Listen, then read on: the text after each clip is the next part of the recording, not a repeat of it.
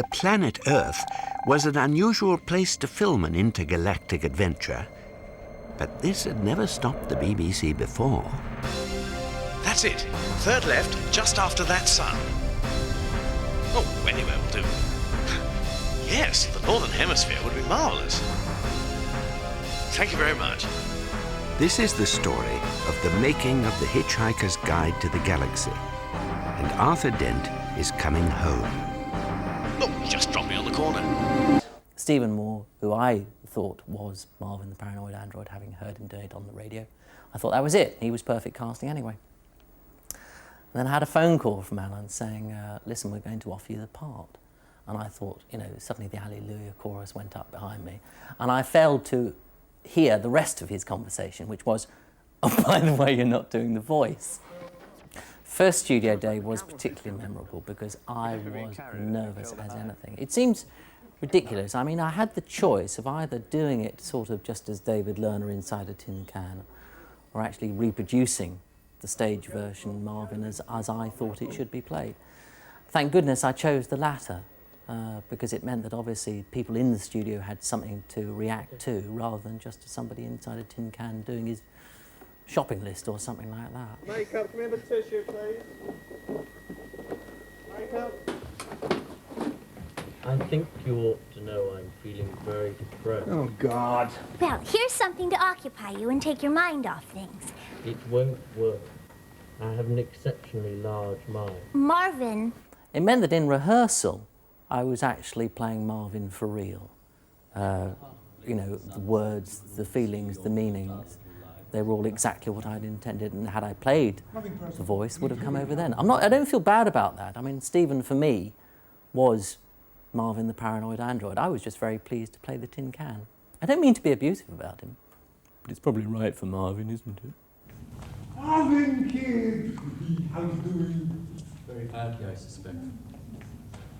Hey, how would you like to... Lay down my life selflessly for you.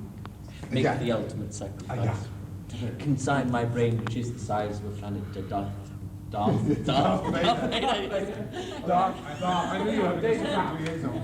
There we were, doing the rehearsal, Acton, one day doing episode 5, and it was my chance to meet Dave Prowse. Now, Dave Prowse had, of course, played Darth Vader, and the Star Wars trilogy had just come out and all that sort of thing. And he was huge in every sense of the word. And I was playing Marvin but wasn't doing the voice. And he had played Darth Vader and hadn't done the voice. And there we were in a sort of 3-seater settee. He was taking up two seats, and I was taking up, you know, just the ledge on the side. And I said, you must have been a bit upset, you know, to have played Darth Vader and not to have done the voice. And he said, you know, why? I said, why weren't you allowed to do it? And he said, I've no idea. No idea is exactly how much of an inkling the Hitchhikers team had that they would be asked to look back at the series for a making-of program more than 12 years later. Nonetheless, here we all are. Looking back now, over 12 years later, I think it was well worth the effort, and it was a great deal of effort. For most the artists, it was probably 3 or 4 weeks' work. But for me, it was 3 months of really compressed work, from probably 9 in the morning till 2 in the morning, going to the animators and editing, things like that. I thought it was a great deal of work, probably disproportionate to the end product at the time. But looking back, bearing in mind the technical limitations, I think everybody did a great job. And I find it entertaining, and I can forget all the things that I did in it. And I just watch it as a viewer and think, well worthwhile. It's been a little frustrating for me since then because there's all this talk about doing a movie and it's never happened. And now, of course, we have the ability to do the most fantastic computer graphics. And I've always felt that every film I've ever seen that have used computer graphics has always been just to sort of dress the set, so to speak. It's been something pretty to look at. I think what we did on Hitch-hiker was say these computer graphics are actually a part of the way you tell the story. But it's magic, isn't it? And it lives on forever when I'm old. That was great fun. I really feel honored to have been a part of it. I really do. Good old Douglas, eh? Right on. I think one of the major benefits, actually, of doing the television series is that, and I've only just discovered this, that Simon Jones can now afford a new pair of glasses. His old ones are so frightening.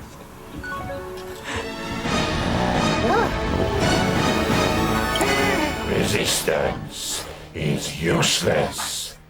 Now, either die horribly or... Tell me how good you thought this program was. Hang on. Haven't we been through all this before? David. Ford.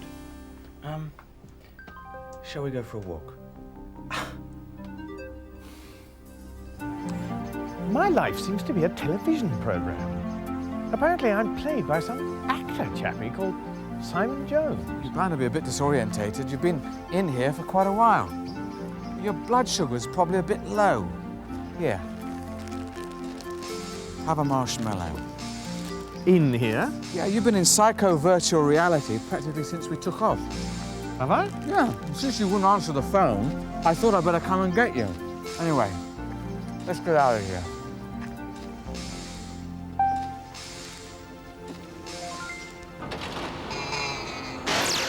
We'll be landing soon. Pity. I wanted to read that Simon Jones's biog thingy.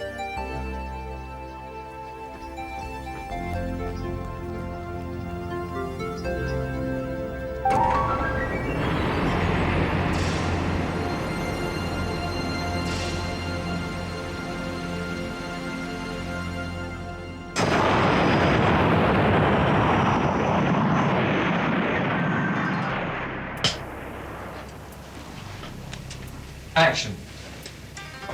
What's that? Oh, don't worry, they haven't started yet. It's probably just your house being knocked down. What? Sorry. I'm so sorry. Back to the lift. Fuck! No, no! What are you doing?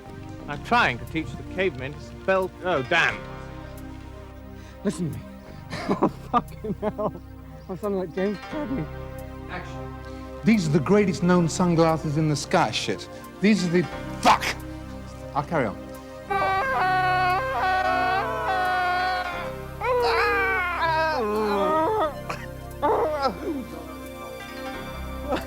Got over the top. Out of the chair, please. What's all that about? Thank you, take this. Over the top. Thank you very much. Guard? What from? I thought you said there was no one here.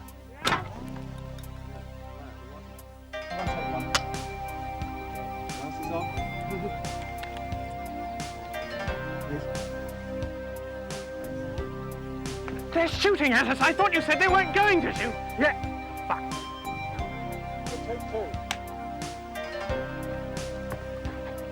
They're shooting us.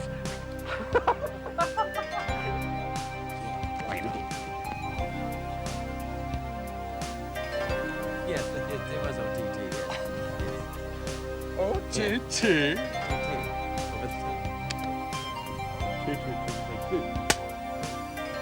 Quiet. This. What the hell are you doing? And then I'll chop you up into little bits until you've had enough.